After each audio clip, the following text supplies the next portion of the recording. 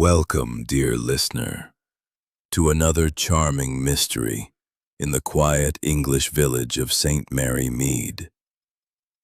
This is Miss Marple and the Silent Guest in the Garden, a tale of secrets, suspicions, and the sharp eyes of one elderly lady who always sees more than others expect.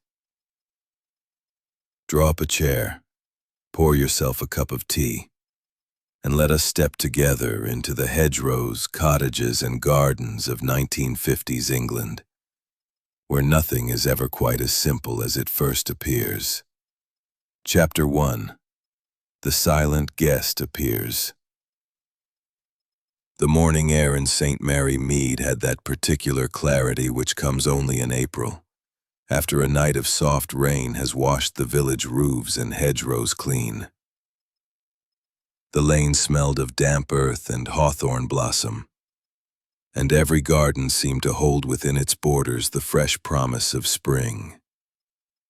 The rooks cawed noisily above the churchyard, and the milkman, whistling a cheerful tune, rattled his cans as he made his way from cottage to cottage.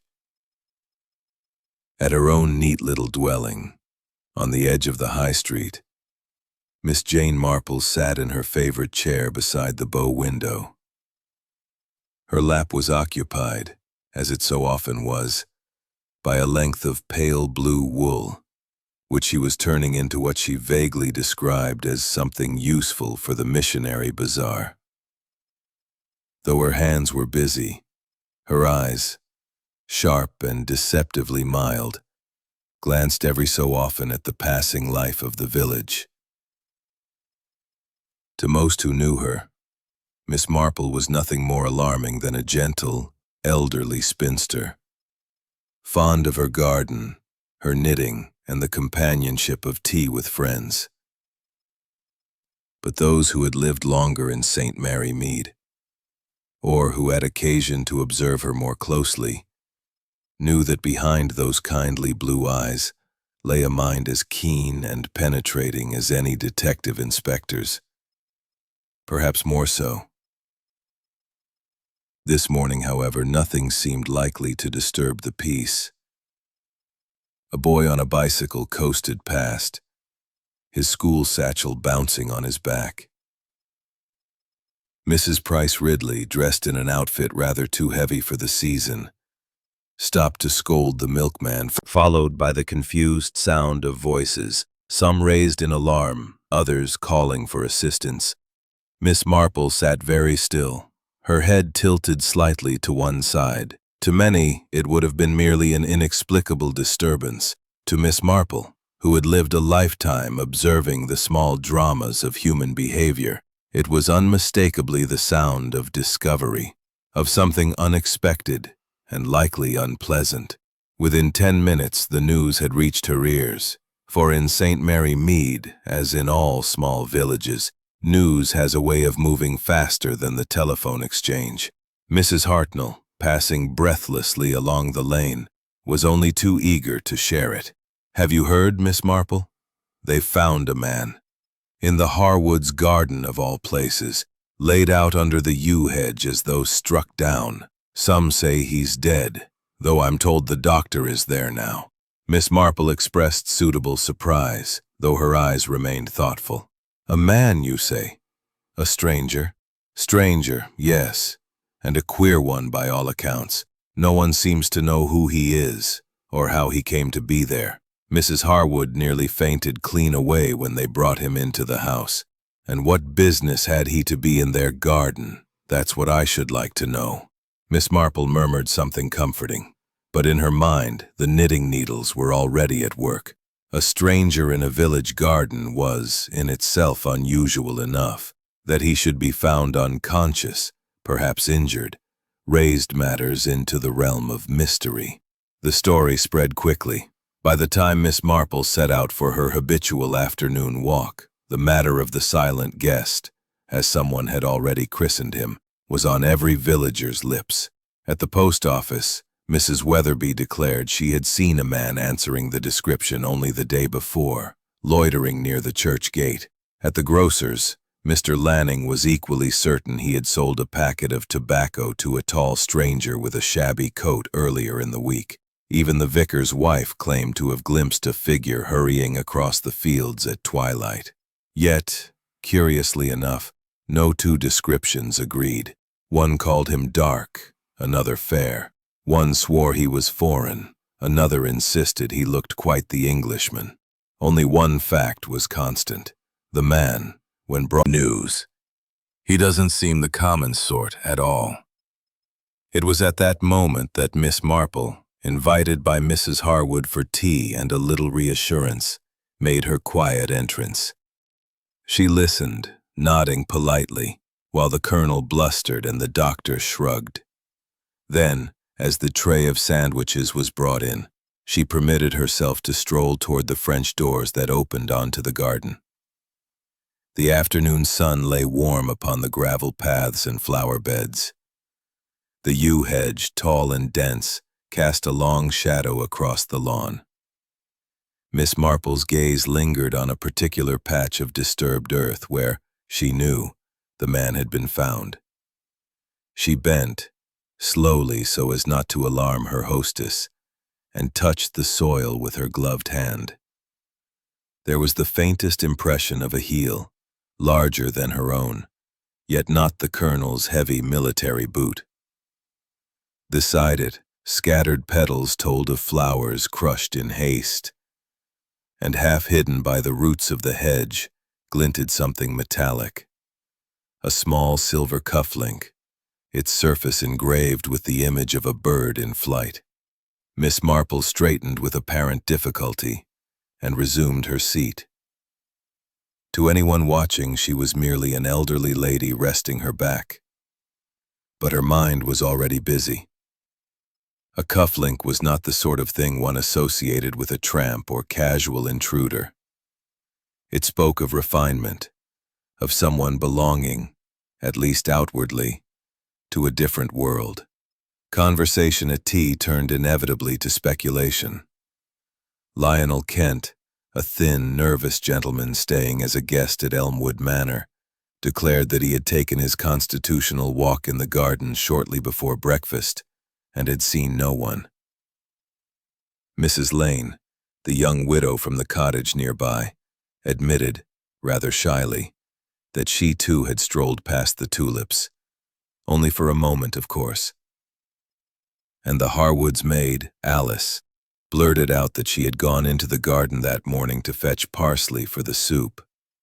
3 separate people, all claiming innocent presence near the hedge at almost the same time. Miss Marple smiled with kindly interest, but her needles clicked faster in her lap. She had learned long ago that when 3 people outward, disturbing the surface, revealing hidden depths beneath. She leaned back in her chair, folded her hands upon her knitting, and allowed herself the faintest of smiles. "A silent guest," she murmured softly. "Silent, yes. But silence, I have often found, is one of the most eloquent things in the world." And with that, she settled herself more comfortably by the fire, knowing in her bones that the calm surface of village life was about to be stirred once again, and that she, quietly, unobtrusively, would find herself at the very heart of it. Chapter 2. The Colonel's Garden and First Suspicions. The stranger had been carried with some effort to a small guest room on the upper floor of Elmwood Manor. It was a long, rather narrow chamber, sparsely furnished, with a faded blue coverlet upon the bed and a small mahogany writing desk by the window. Dr. Haydock had attended him there, issuing firm instructions that he be kept quiet and undisturbed save for light broth and plenty of water. The colonel, who disliked fuss of any sort, had grumbled loudly that the fellow ought to be sent straight to hospital. But his wife, fluttering in distress, had insisted he remain until he was well enough to be moved. By the following morning, the man had regained consciousness.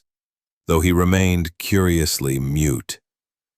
He opened his eyes, stared at those who bent over him, and even raised a hand feebly when Mrs. Harwood pressed him to drink.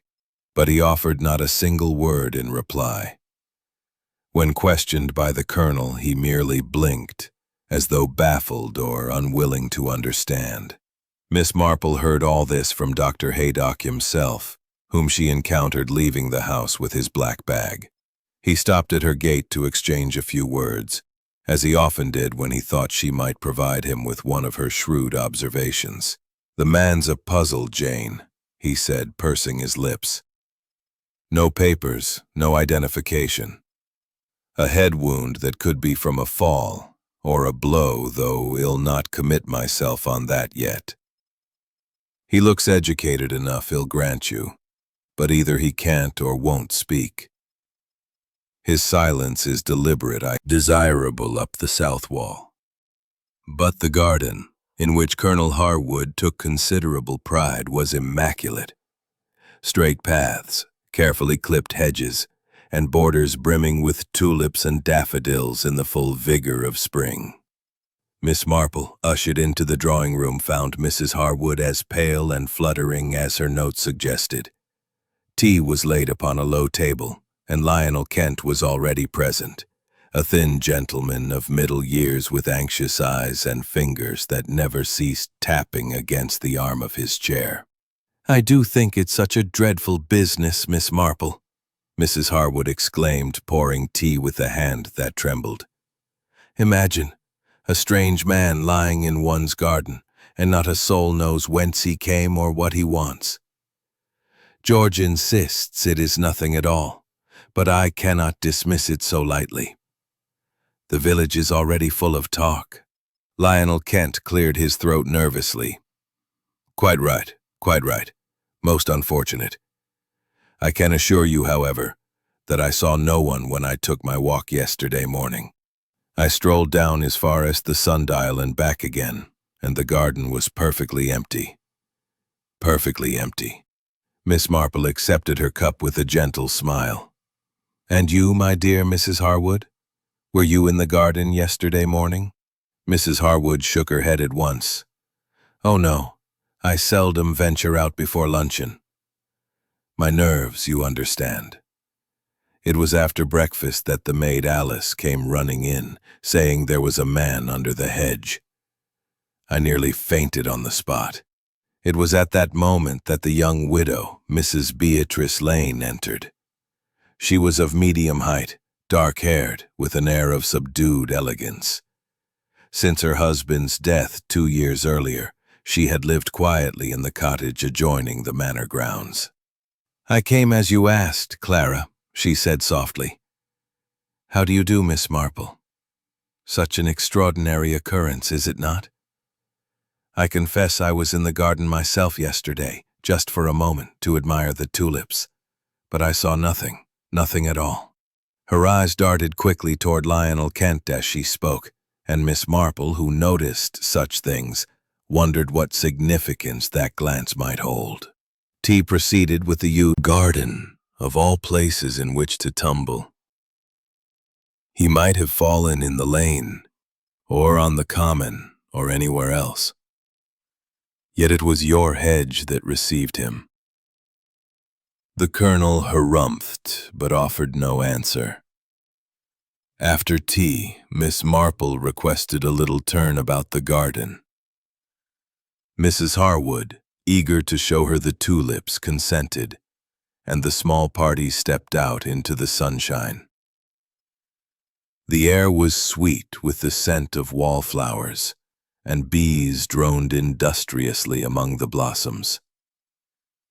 It was there, near the tall yew hedge, that Miss Marple paused. The earth was still disturbed where the stranger had lain. She bent, apparently to admire a clump of primroses, but her eyes examined the ground closely. There was the heel print she had noticed the day before. Not broad enough for a man's heavy shoe, nor yet small enough for a child. Something in between, Light, perhaps a woman's walking shoe. A few petals, bruised and scattered, suggested that someone had stumbled hastily against the flower bed. And the faintest mark on the hedge itself hinted that a body had brushed against it before collapsing. Most curious of all, the silver cufflink remained where she had glimpsed it. Miss Marple stooped, picked it up delicately in her gloved hand, and held it toward the light. The engraved bird, wings outstretched in flight, was finely wrought. It was not the sort of trinket one expected from a vagrant. She turned with a small smile. "Why, Colonel, I believe this must belong to someone in the household. It seems a pity to leave such a thing lying about in the soil." Lionel Kent gave a visible start. His hand went at once to his cuff, and for a moment he looked quite stricken. Then, forcing a laugh, he said, "How extraordinary. I must have dropped it yesterday morning. I had a pair just like that. Thank you, Miss Marple, you are most observant." Mrs. Lane frowned slightly. "That is strange. My late husband possessed cufflinks of precisely that design. I wonder if," turning over all she had seen and heard. 4 people, by their own admission, had been in or near the garden at the relevant hour. Lionel Kent, Mrs. Lane, Alice the maid, and possibly the Colonel himself, though he stoutly denied it. The cufflink, claimed by more than one, suggested a link between the stranger and those within the household.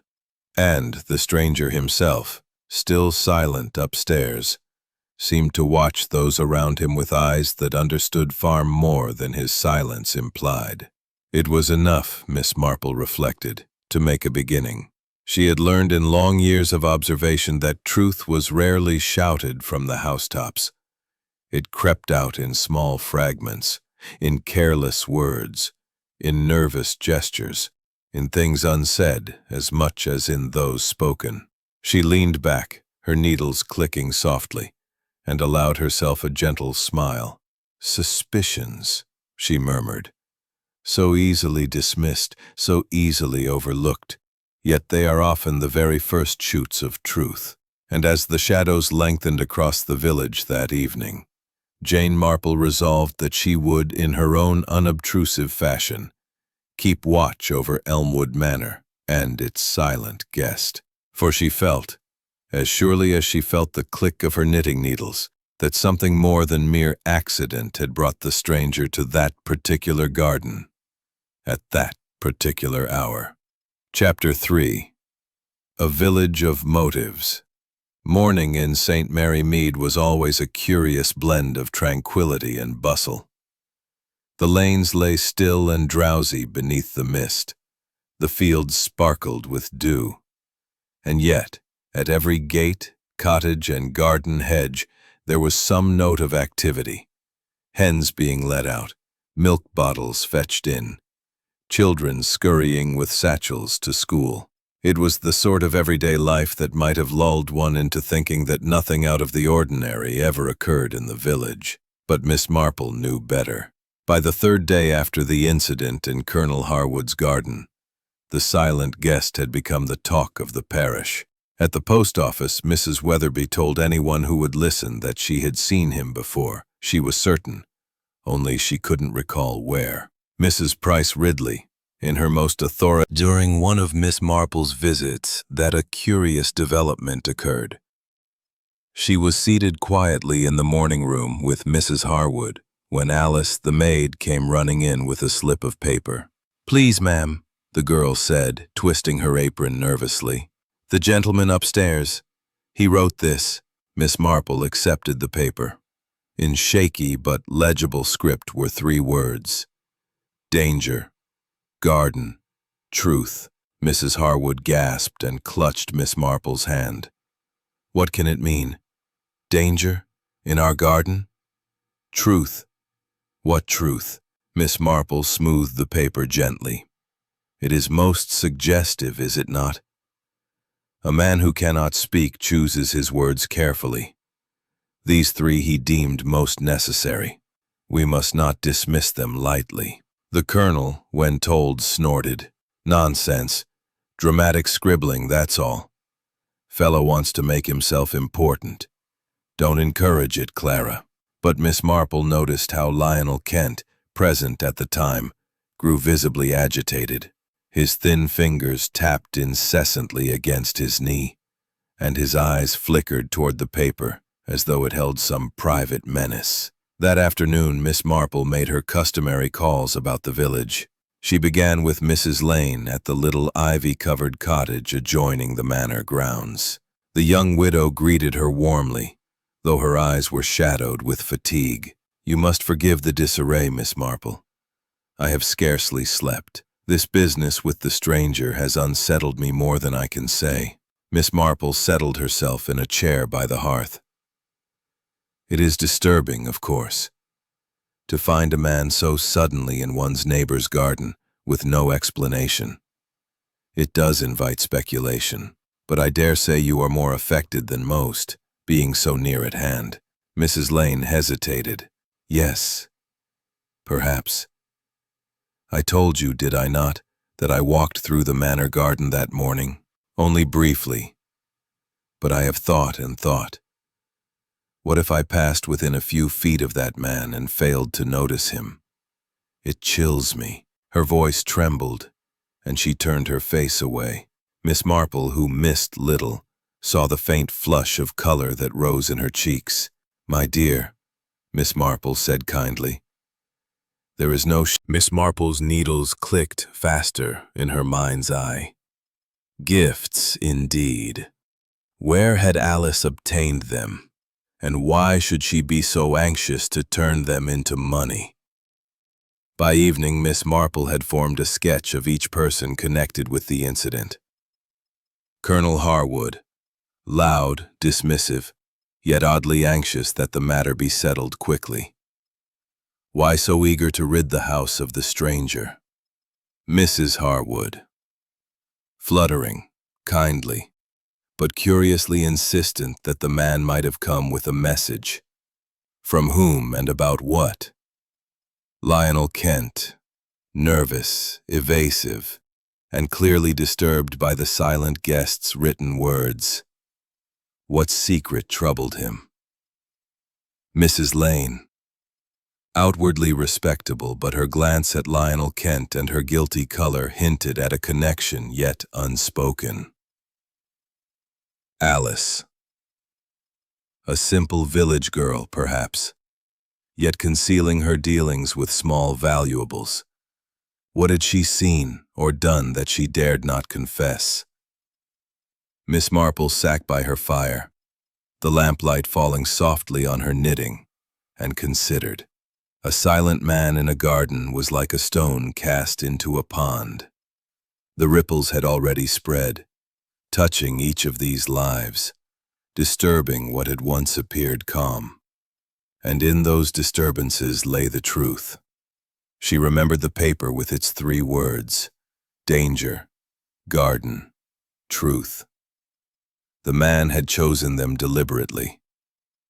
But to whom was the danger?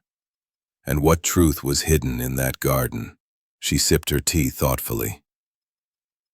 People, she knew, were very like gardens. On the surface, all seemed orderly and fair. But beneath, the roots were tangled, competing for space, drawing nourishment from hidden places. Secrets, like weeds, often thrived where least expected. With a little sigh, she reached for her wool basket. "The trick," she murmured softly, "is to watch how things grow. For sooner or later, the weed will always show its head above the soil." And so, Miss Marple, the quiet observer of human nature, prepared herself to watch, to listen, and to wait. For she was certain, absolutely certain, that the silent guest had deliberate. And, in this case, She was not entirely certain whether the stranger's muteness was a symptom of injury or a choice dictated by fear. It was mid-morning when Mrs. Harwood sent for her. Miss Marple walked briskly to Elmwood Manor, the mist thinning to reveal the elegant red-brick house set amidst well-kept lawns and old rose gardens. Colonel Harwood was nowhere to be seen, but his wife awaited her in the morning room, looking pale and fluttering, her lace handkerchief pressed to her lips. "My dear Miss Marple," she began anxiously, "I am at my wit's end. The man upstairs, he wrote again during the night." Miss Marple accepted the folded slip of paper. Upon it, in the same unsteady hand, were the words, "Not safe. Roses. Watch." "Roses," murmured Miss Marple. Her sharp blue eyes traveled instinctively to the French windows, through which the garden lay in orderly splendor. Climbing roses, pale blush and crimson, clung to trellises and pergolas. Beds of hybrid teas bordered the gravel path. A curious emphasis. Perhaps he means that danger lies concealed there. Mrs. Harwood shivered. "Oh, but surely not. Our garden is so very innocent." Miss Marple smiled faintly. Gardens can be innocent, or they can be most deceptive. A neat row of blooms often conceals more tangled roots beneath the soil. Lionel Kent entered at that moment, his thin face pinched, his manner restless. "I hear we have another melodramatic note," he said lightly, though his hand twitched as he poured himself tea. "The man must be half-witted. Roses. What on earth does he mean?" Miss Marple watched him carefully. The flippancy in his voice was too forced, his dismissal too hasty. She had long ago learned that when people sought to ridicule something, it was often because they feared its truth. "I should like," she said mildly, "to take a little stroll among your roses," brushing aside a fallen petal. The outline of a boot print, half obliterated yet distinct, showed in the soft soil. Someone had stood there recently. At that moment, she heard a rustle. Straightening, she saw Alice, the maid, peering nervously from behind the hedge. The girl started when she met Miss Marple's eyes, then quickly turned away, muttering an excuse about fetching the linen. Miss Marple watched her retreat with quiet interest. The child's nervousness was not that of a servant caught idling. It was the nervousness of someone who feared discovery. That afternoon she paid a call on Mrs. Lane, who received her in the little parlor of her ivy-clad cottage. The widow looked tired, her hands twisting restlessly in her lap. "I am glad you came, Miss Marple. Truly, I do not know what to think any more. The Colonel declares the stranger an impostor. Lionel insists he must be mad, but I cannot help but feel pity for him. And yet—" She broke off, biting her lip. "And yet?" prompted Miss Marple gently. Mrs. Lane's eyes filled with sudden tears. "And yet when he wrote of danger, I thought, could it be a warning for me?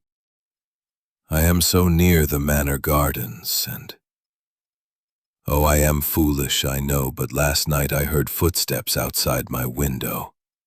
Miss Marple reached over and patted her hand. "Not foolish at all, my dear. Many a truth has been spoken in what seems like foolishness. Mrs. Lane gave her a startled look, then turned her gaze quickly aside.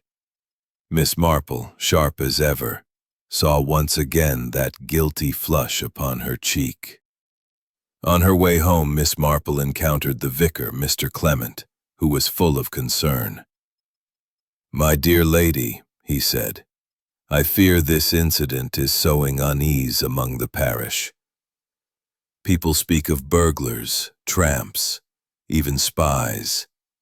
And the colonel, well, between ourselves, he seems most anxious that the affair not be pursued further."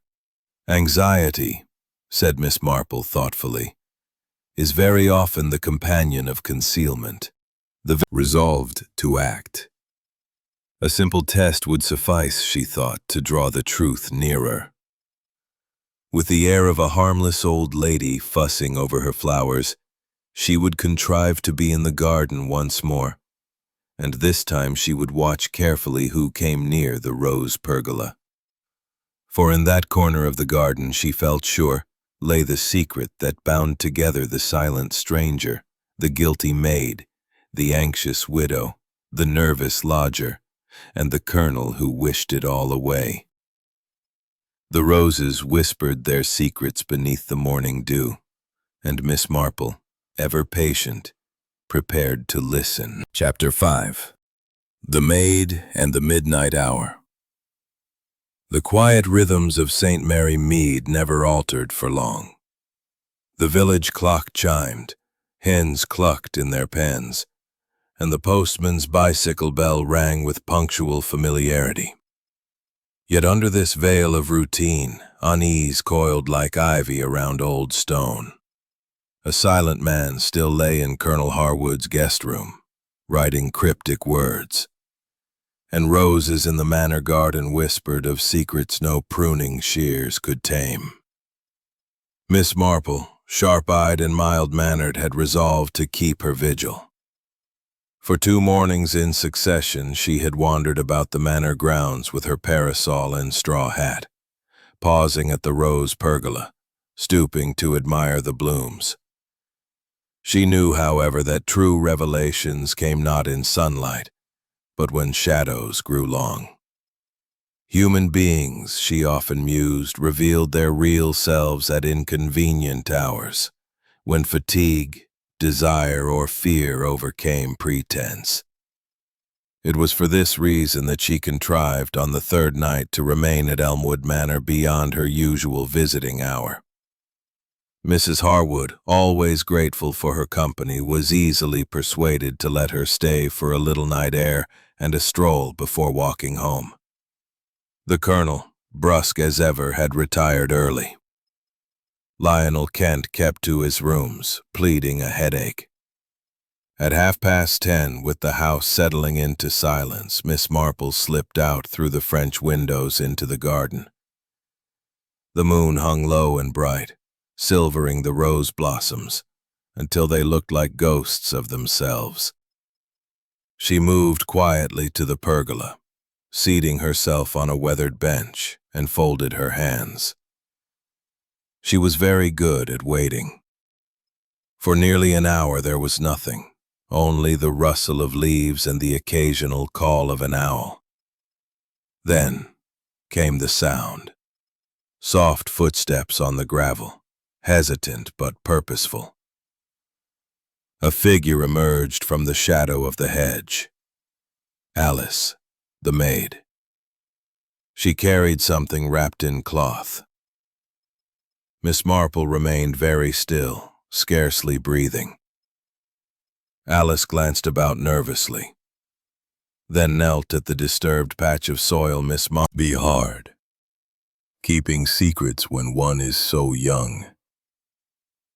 Alice froze, the basket trembling against her hip. I don't know what you mean, ma'am." Miss Marple smiled gently. "Oh, but you do. You see, I was in the garden last night. I could not help but notice how fond you are of roses. So fond, indeed, that you went out of your way to dig beneath them." Alice's eyes widened, and for a moment defiance flashed. Then her lip quivered. "Please, miss, don't tell the colonel. He'd turn me off without a reference, and then what would become of me?" Miss Marple laid a reassuring hand on her arm. "No harm will come if you tell the truth." "What was in the bundle?" Alice swallowed hard. "It wasn't mine, miss. Honest, it wasn't. I found it. That night. The night they brought the gentleman in. I'd gone to fetch water, and I saw something glitter in the moonlight under the roses. I hid it, thinking it might be valuable. A girl in service hasn't many chances, but after the gentleman wrote those words, danger, garden, truth, I was frightened. I didn't know what I'd got myself into." "And the box?" Miss Marple prompted gently. Alice's voice dropped to a whisper. "Silver, with a sort of crest upon it. Heavy. I thought it might be worth a few pounds." Miss Marple nodded, her expression kindly, though her mind raced. A crest. That meant family, heritage, perhaps scandal. She would need to see the box, but pressing the girl too hard would drive her to silence, or worse, flight. "My dear, you did quite right to confide in me," Miss Marple said softly. "For now, keep it safe, and say nothing. Secrets, you know, have a way of hurting most those who guard them." Alice nodded miserably and hurried away. That afternoon, Miss Marple returned to Elmwood Manor. She found Mrs. Lane in the drawing room with Mrs. Harwood, the two ladies engaged in desultory conversation. Mrs. Lane's manner, that you are fond of roses. So many young men are not. But I fancy you must find the garden soothing. Lionel started violently, nearly dropping his cigarette. "Roses? No, I scarcely noticed them. Never cared for gardening. Why should you suppose otherwise?" "Oh, only a little fancy of mine," Miss Marple said, smiling sweetly. "It is curious, though, how often the things we disdain are precisely those which trouble us most." Lionel flushed, muttered something unintelligible, and excused himself. Miss Marple watched him go, her eyes twinkling. That night, as she sat in her own parlor, Miss Marple drew together the threads. A silent stranger, writing cryptic warnings about roses. Alice, who found and concealed a silver box beneath those very roses. Lionel Kent, whose nerves betrayed his connection to the matter. Mrs. Lane, fearful and guilty, as though bound by knowledge she dared not speak. Colonel Harwood, eager to dismiss it all, which in itself was suspicious. The silver box was the key. What lay within it? Jewels, letters, documents. Whatever it contained, it was enough to make a stranger collapse in a village garden and write desperate warnings. Enough to unnerve Lionel Kent and to keep Alice awake at night. Enough, perhaps, to place Mrs. Lane in danger. Miss Marple sipped her tea thoughtfully. "It will not be long now," she murmured.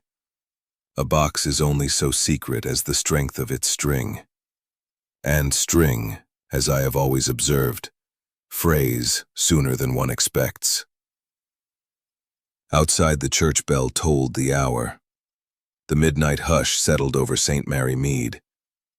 And in Elmwood Manor, a maid wept quietly in her little attic room, clutching a silver box she dared not open. Chapter 6.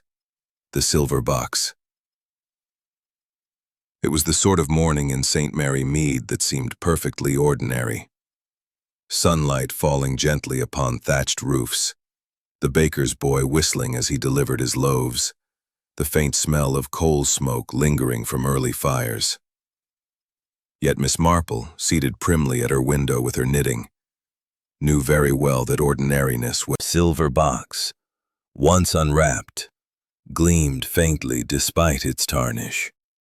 It was oval, with delicate chasing along the sides, and upon the lid was engraved a family crest, a rampant stag above a shield. Miss Marple traced it lightly with a gloved finger. "This is no trinket," she murmured. "No wonder you were frightened." Alice bit her lip. "I've not opened it, miss. I daren't. What if it belongs to the Colonel? What if it's worth hundreds of pounds? They'd say I stole it." Miss Marple's eyes softened. "It is never theft to guard what one finds in order to return it honestly. But tell me, did you notice anything unusual when you discovered it?" Alice nodded. "There was a sound. A groan, maybe, from the hedge. That's when I first saw the gentleman lying there. I thought the box had dropped from his hand, though I couldn't be certain in the dark." Miss Marple folded her hands. "That would explain a great deal." "May I?" Alice gave a hesitant nod. With delicate fingers, Miss Marple tugged at the string. The knot yielded, and the lid creaked open. Inside lay a small packet of folded papers, yellowed at the edges. Upon the topmost sheet was the same crest as on the box, embossed in faded ink. Miss Marple adjusted her spectacles and read a few lines. Her brows lifted. "Ah," she breathed softly. "So that is the matter." Alice leaned forward anxiously. "What is it, miss?" "Letters," Miss Marple said, closing the box with deliberate care. "Very old letters, yet with a significance that may reach into the present. You were wise not to meddle. Now, you must trust me to see that they are handled properly." "But, miss, what if they're dangerous?" Miss Marple smiled gently. "My dear, truth is seldom dangerous to those who are honest. But to those who live by deceit, why, it can be most inconvenient."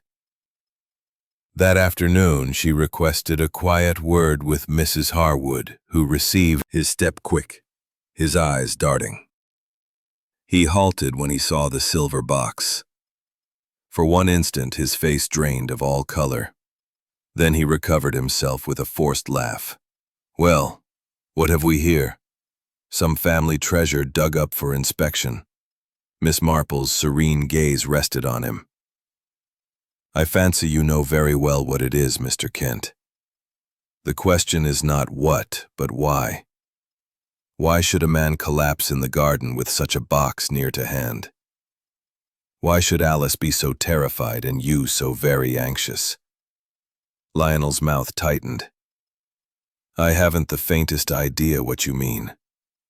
But Miss Marple, who had seen many a guilty young man try to dissemble, was not deceived. That evening she returned home thoughtful. She sat in her chair, the lamplight warm upon her knitting, and considered the matter piece by piece. The silver box containing old letters tied to an inheritance quarrel. A stranger, perhaps kin to the dispossessed cousin, or acting on his behalf. Lionel Kent, nervous and evasive, with some personal connection to the affair. Mrs. Lane, fearful, perhaps knowing more than she dared confess. Colonel Harwood, desperate to silence any whisper of scandal that could tarnish his name. The pattern was growing clearer. The letters were no mere curiosities. They were weapons, sharp as any blade. able to wound pride and fortune alike. Someone in Elmwood Manor feared their contents. Someone might even have reason enough to wish the stranger silenced. Miss Marple set down her knitting. "Yes," she murmured softly. "Letters are like roses, lovely to look at when offered freely, but dangerous indeed when one grasps them unprepared." The next morning she took a deliberate step. She visited Mrs. Lane at her ivy-clad cottage. The young widow welcomed her nervously, her hands twisting in her lap. "My dear," Miss Marple said kindly, "I have seen the silver box. Its contents are suggestive. Do you perhaps know more than you have said?" Mrs. Lane's eyes widened. For a moment she seemed about to deny it. Then her composure crumbled. "I did not wish to be involved," she whispered. But the question remained. How had the box found its way beneath the roses? Did the stranger hide it before he collapsed, or did another place it there for concealment? Alice had found it, yes, but she was not cunning enough to devise such a plan. No, someone else had been in that garden. Someone who watched and waited and buried the box beneath the roses, hoping it would remain undiscovered. Miss Marple folded her hands serenely. "It is not long now," she whispered. "The truth is like the dawn. However thick the mist, it always breaks through at last." Chapter 7. Shadows Among the Roses. The air in St. Mary Mead carried the mellow fragrance of early summer, that particular mixture of rose and honeysuckle which always seemed to Miss Marple at once delightful and faintly deceptive. A village could smell so very sweet, and yet, within its cottages and lanes there lay all the frailties of human hearts: envy, greed, fear, and folly. On this particular morning she found herself once more upon the neat gravel drive of Elmwood Manor. Colonel Harwood had sent for her, though whether out of courtesy or command was difficult to discern. His note had been curt. "Please call at your earliest convenience. Matter of some delicacy requires discussion." Miss Marple was shown into the library, where the colonel stood rigidly by the hearth, pipe in hand, though unlit. His wife sat nearby, pale as porcelain, her embroidery fallen idle upon her lap.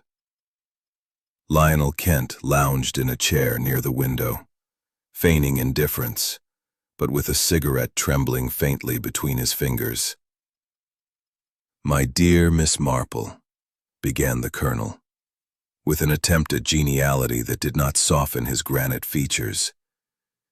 "You have, I understand, taken rather a particular interest in the unfortunate fellow found in our garden, and in certain objects associated with him." Miss Marple inclined her head gently. "One cannot help but observe, Colonel. It is in my nature. I have always found that human behavior, like gardening, rewards close inspection." The colonel's eyes narrowed. "Inspection, madam, can also be enough." He reddened, muttered something indistinct, and ground out his cigarette. The colonel puffed furiously at his empty pipe. "Miss Marple, I will not have slanders or gossip endanger the honor of my house. That fellow, whoever he is, no doubt came here with mischief in mind. And as for the box, I will speak no more of it." But Miss Marple, who knew the stubbornness of men bred to command, made no protest. She merely folded her hands placidly and said, "Of course, Colonel. It is often best to allow the truth to reveal itself at its own pace, for it always does." Leaving the manor, Miss Marple walked slowly down the lane, her parasol tapping the gravel. She had not expected the colonel to yield. His pride was too fierce. Yet the reaction of the others told her much. Mrs. Harwood's fear was genuine, and Lionel's agitation was more than youthful arrogance. He was entangled, perhaps dangerously so. At the vicarage gate she encountered Mr. Clement, who hailed her cheerfully. "Ah, Miss Marple! My wife and I wondered if you might join us for tea this afternoon. I confess I should like to hear your thoughts on our mysterious guest. The whole village is buzzing." Miss Marple accepted with quiet pleasure. Tea at the vicarage often proved most illuminating, for Mr. Clement possessed the gift of listening, truly listening, while his wife, Griselda, with her lively chatter, often revealed more than she intended. That afternoon, with teacups rattling gently upon their saucers, the conversation turned naturally to the affair at Elmwood.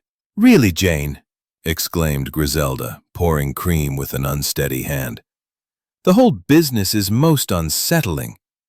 To think of a man collapsing among the roses, so melodramatic. And Alice, poor girl, looking as though she's seen a ghost." "Ghosts," said Mr. Clement dryly, "are rarely found with silver boxes in their possession." Miss Marple sipped delicately. "True.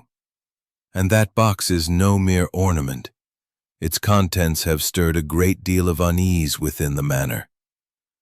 Such unease usually signifies guilt or fear. Both are instructive. Griselda most." The following morning, Miss Marple paid another call, this time upon Inspector Craddock, who had been assigned from the county to investigate. He greeted her with a mixture of respect and weary resignation. "I should have known you'd be in the thick of it, Miss Marple. Well, what's your theory this time?" Miss Marple's knitting needles clicked serenely. "No theory, Inspector. Only observations. For example, have you inquired whether the stranger carried papers identifying him?" Craddock scowled. "Nothing of the sort on his person.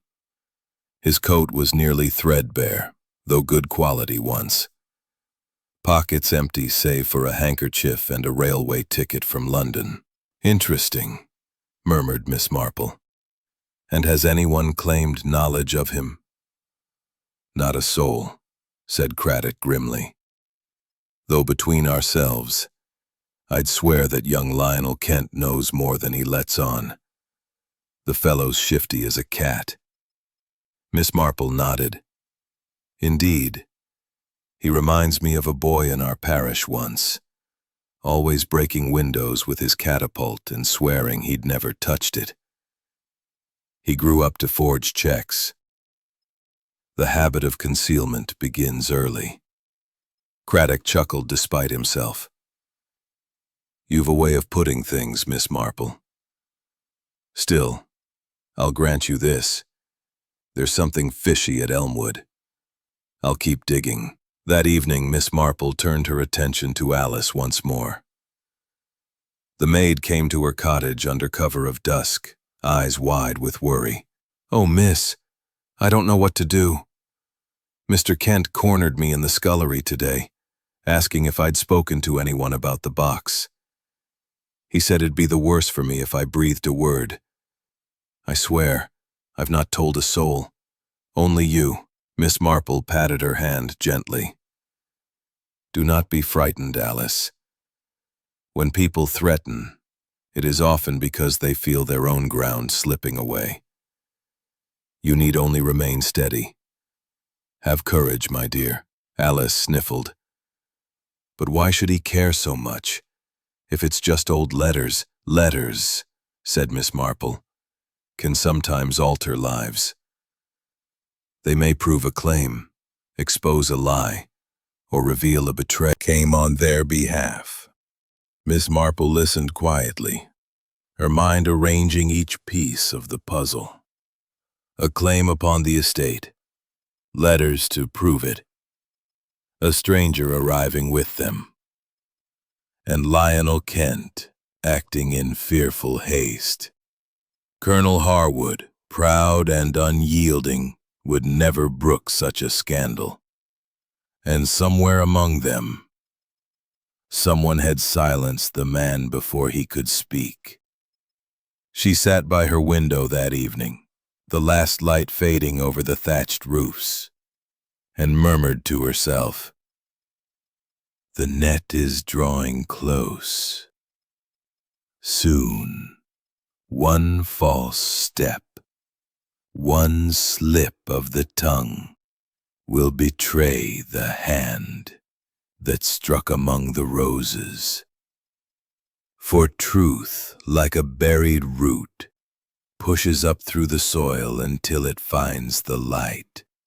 And as her needles clicked, Miss Marple knew with certainty that the hour of revelation was drawing near. Chapter 8. A Slip of the Tongue.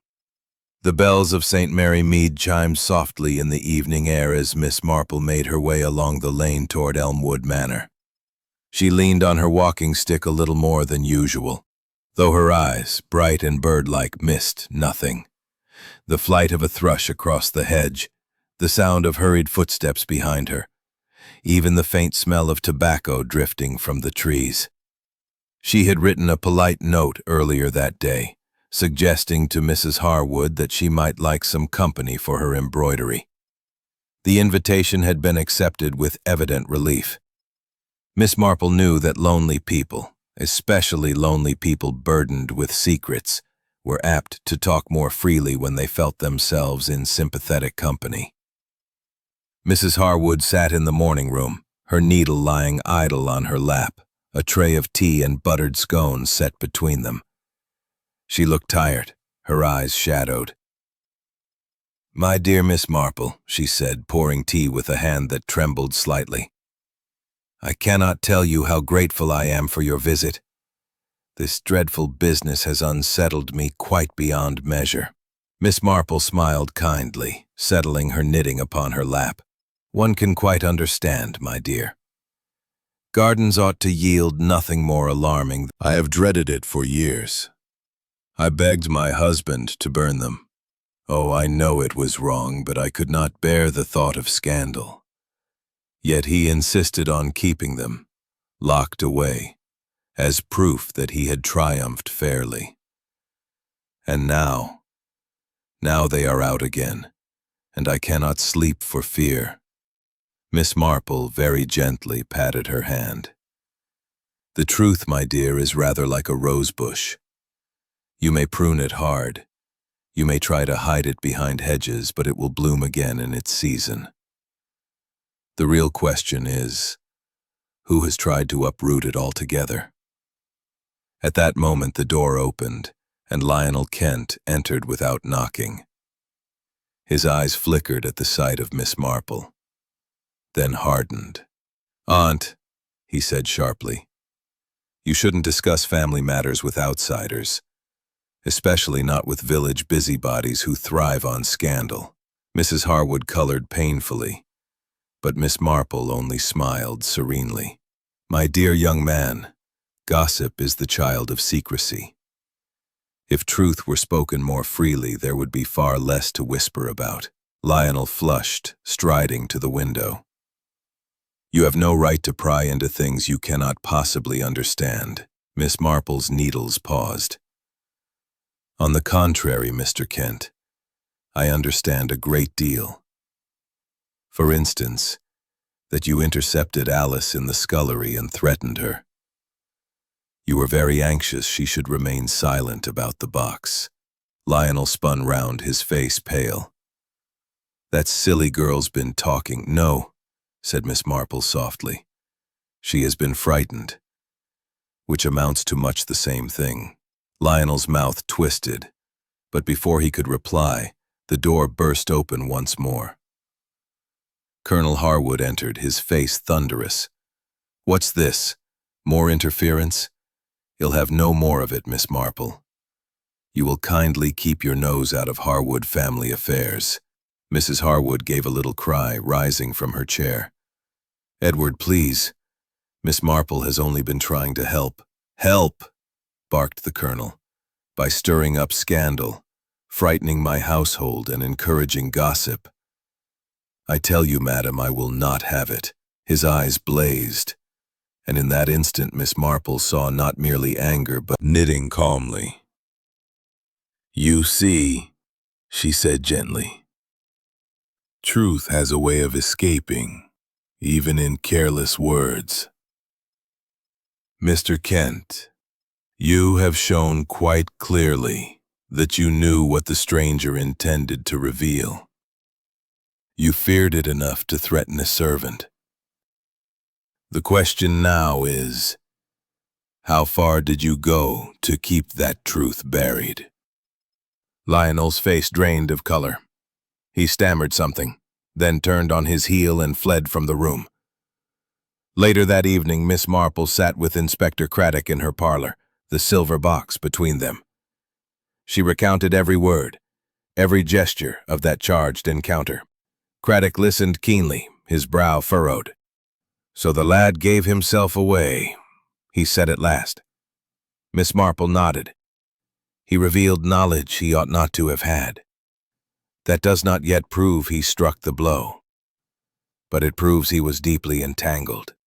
His very fear betrays him. Craddock tapped the box. If these letters prove the colonel's inheritance false, young Kent might see himself ruined. No wonder he panicked. Miss Marple smiled faintly. And panic, Inspector, is often the most fatal mistake of all. It makes men careless. It loosens tongues. It drives them to acts they would otherwise never dare. Craddock sighed. Well, I'll speak with him again, properly this time. And if he runs, that will tell its own tale. Miss Marple nodded, her eyes soft. Yes. The garden is nearly weeded now, Inspector. One root remains to be pulled. But it will come. The next morning, Lionel Kent was nowhere to be found. His room at the manor was empty, his suitcase gone. He had taken the early train from St. Mary Mead, leaving behind only a hastily scrawled note. I cannot endure this. Forgive me. The colonel raged, Mrs. Harwood wept, and the village buzzed with speculation. But Miss Marple merely folded her hands and said quietly to the inspector, the guilty conscience runs from truth. But the truth, my dear Inspector, always follows close behind. That evening, as the last glow of sunset lingered upon the roses of Elmwood Manor, Miss Marple her gentle smile and continued on her way. She knew very well that truth was rarely so exotic. More often it lurked in the plainest of facts, overlooked because they were too ordinary to seem important. The drawing room of Elmwood Manor glowed with lamplight that evening, its high windows curtained against the dusk. The colonel stood stiffly by the mantel, his expression thunderous. Mrs. Harwood sat nervously beside the tea table, her embroidery abandoned. Lionel Kent had been brought back under police escort from a boarding house in Brackhampton, his face pale and set. Alice, the maid, lingered at the door, twisting her apron, while Mrs. Lane sat very upright in a chair, her widow's veil folded neatly in her lap. Inspector Craddock cleared his throat. We are gathered here, he said gravely, because there has been an attempt to conceal serious matters connected to the stranger who fell unconscious in this garden. That man remains under medical care, his life hanging by a thread. He may yet recover, but until then, we must rely on the evidence at hand. He looked toward Miss Marple, who sat serenely knitting in her chair near the fire. Miss Marple has assisted us before. I have asked her to set out her observations, as she has the knack of noticing what others overlook. Colonel Harwood bristled. Really, Inspector, Must we endure a village gossip meddling in affairs of law? But Craddock only said, "The law sometimes profits from clear eyes, Colonel. Pray let us hear her." Miss Marple folded her knitting neatly in her lap. Her voice, gentle yet precise, carried through the room. "My dear friends, mysteries are rather like gardens. If one looks only at the flowers, one misses the weeds that grow beneath. In this matter, we must look at each weed in turn." She inclined her head toward Mrs. Harwood. "First, the silver box. Its crest revealed it as belonging to the Harwood family. Inside were letters proving that many years ago another branch of the family had a rightful claim to this estate. A man on the point of collapse would hardly have the strength to dig a hiding place. Someone else, therefore, must have taken it from his grasp and concealed it. Alice gasped softly. I never thought of that, miss." "Fourth," Miss Marple continued, "there are the words the stranger scrawled upon his slate before lapsing into silence. Danger, garden, truth. 3 words only, but most suggestive. Danger, from someone nearby. Garden, the place of attack. Truth, the very thing he sought to reveal." Her eyes, sharp as needles, moved to Lionel Kent. "You, Mr. Kent, betrayed knowledge you should not have had. You said in anger the estate was never going to be mine anyway. How could you know the letters concerned the estate, unless you had already examined them, or been told their import?" Lionel's face blanched. I only guessed." Miss Marple shook her head gently. "No, my dear young man. Guesses do not drive one to threaten maids in sculleries, or to flee the village on the earliest train. You knew, and you feared the exposure dreadfully." Lionel's lips moved, but no sound came. At this point, Colonel Harwood burst out, "But surely, madam, you are not accusing my nephew of striking down that fellow. Lionel may be weak, foolish, even cowardly, but violent, never." Miss Marple inclined her head. "I agree with you, Colonel. Lionel Kent was not the one who dealt the blow. His panic is real, but his hands are clean." There was a stir in the room. Lionel looked up in astonishment, color rushing back to his cheeks. "No," Miss Marple went on softly. "The true culprit is one whose fear was greater than Lionel's, whose pride could not bear the thought of disgrace, who alone had the opportunity and the determination to silence the truth forever." Her gaze moved inexorably to the Colonel himself. "You, Colonel Harwood." A gasp broke from Mrs. Harwood. Alice gave a little cry. Even Inspector Craddock started, though he quickly mastered himself. The Colonel's face turned a dreadful shade of purple. "Me before the county." He held out the box. I struck at him. Not to kill, only to silence his insolence. He fell. And then I thrust the cursed thing beneath the roses. No one was to know. He sank heavily into a chair, his proud shoulders bowed at last. Miss Marple's eyes softened. "The truth, Colonel, has a way of outlasting us all. It is better faced than hidden. You see that now." Inspector Craddock stepped forward grimly. "Edward Harwood, I must ask you to come with me. You will be charged accordingly." As the Colonel was led away, Lionel slumped against the wall, his face pale with shock. Mrs. Harwood wept quietly into her handkerchief. Alice slipped out, trembling but relieved. Mrs. Lane sat very still, her lips pressed tight, a strange mixture of pity and grim satisfaction in her eyes. Miss Marple gathered up her knitting once more. Her voice, gentle as ever, carried clearly in the hushed room. It is always the same, I find. Human hearts are so much like gardens. Left untended, weeds of pride and fear take root.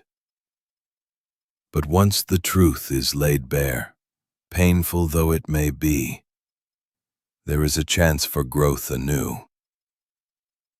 And with that she rose, smoothing her black shawl, and quietly took her leave, the mystery at last untangled in the silent garden. Chapter 10. Morning Tea and Final Reflections.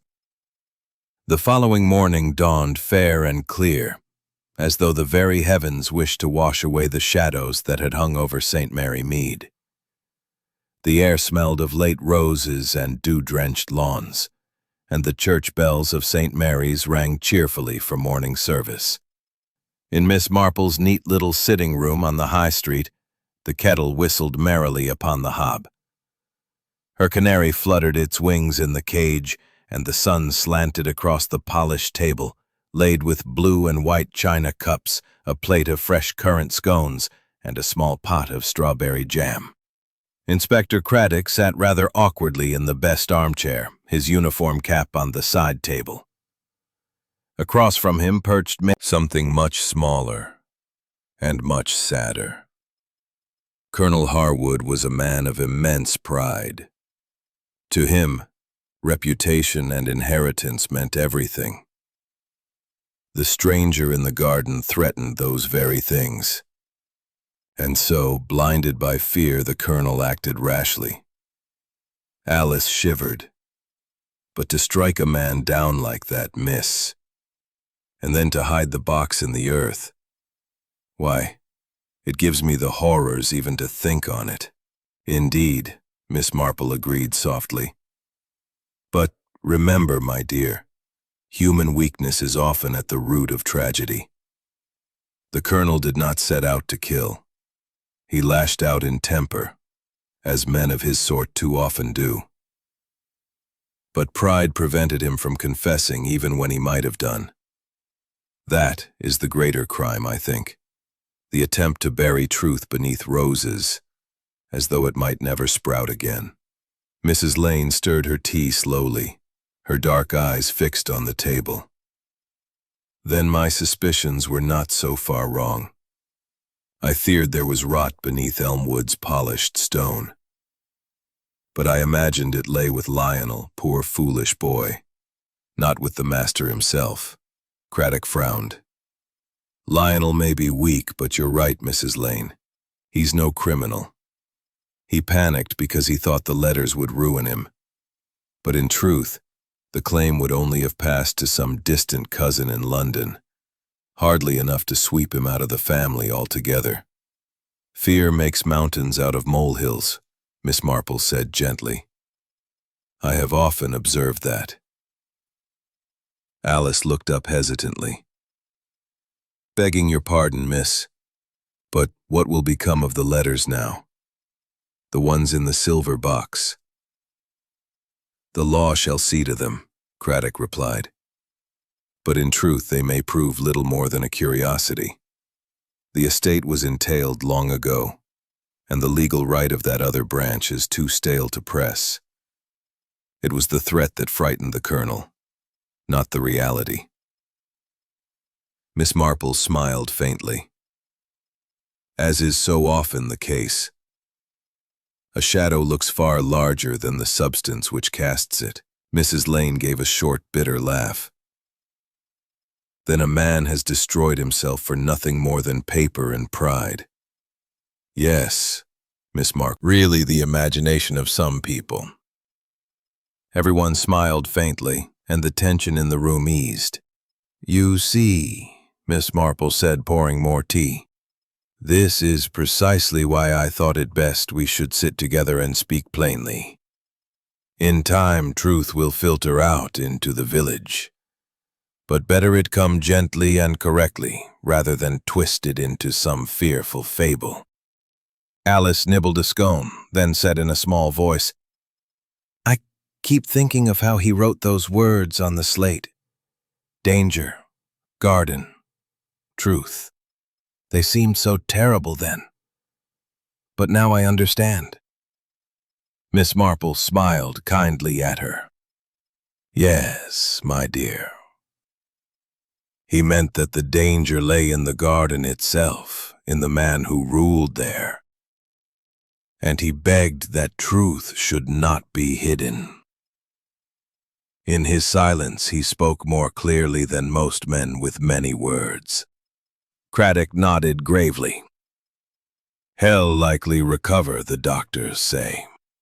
If so, he may yet speak with his own lips. But even if he does not, his message has been heard." For a moment the little sitting room was very still, the only sound the ticking of the mantel clock. Then Miss Marple said softly, "It is a curious thing, Inspector, how often the truth lies not in dramatic gestures but in the smallest details. A boot print by a hedge, a servant girl's frightened eyes, a single phrase overheard. These are the crumbs which, when followed, lead us home." Craddock gave her a look half admiring, half bewildered. "You make it sound simple, Miss Marple. But I can tell you Scotland Yard could use a dozen like you." Miss Marple chuckled. "Oh, I think one is quite enough. The rest of the time I am very content with my knitting and my garden." As the teapot emptied and the scones dwindled, the company began to brighten. Alice even managed a laugh when Mrs. Clement scolded her for trying to butter her scone in mid-air. Mrs. Lane rose at last, taking Miss Marple's hand. "You have given me peace, Miss Marple. I see now that suspicion is a poison. It eats at one until everything looks tainted. I shall put it aside at last." "My dear," Miss Marple to herself. Outside, she could hear children laughing in the lane, and the milkman calling cheerily as he clinked his bottles upon doorsteps. The village was returning to its gentle rhythm, as it always did. She paused at the window, looking out at her own small but well-tended garden. The hollyhock stood tall against the wall, and a robin hopped upon the path. For a moment she thought again of the stranger in the Harwood's roses, of the fear in Colonel Harwood's eyes, of the whispered words upon the slate. Then she shook her head, smiling faintly. Gardens may hold secrets, yes, but they also promise renewal. And in the end, truth, like spring, always came again, no matter how deep it was buried. With a contented sigh, Miss Marple settled back into her chair, took up her knitting once more, and let the peaceful ticking of the clock mark the close of another mystery in St. Mary Mead.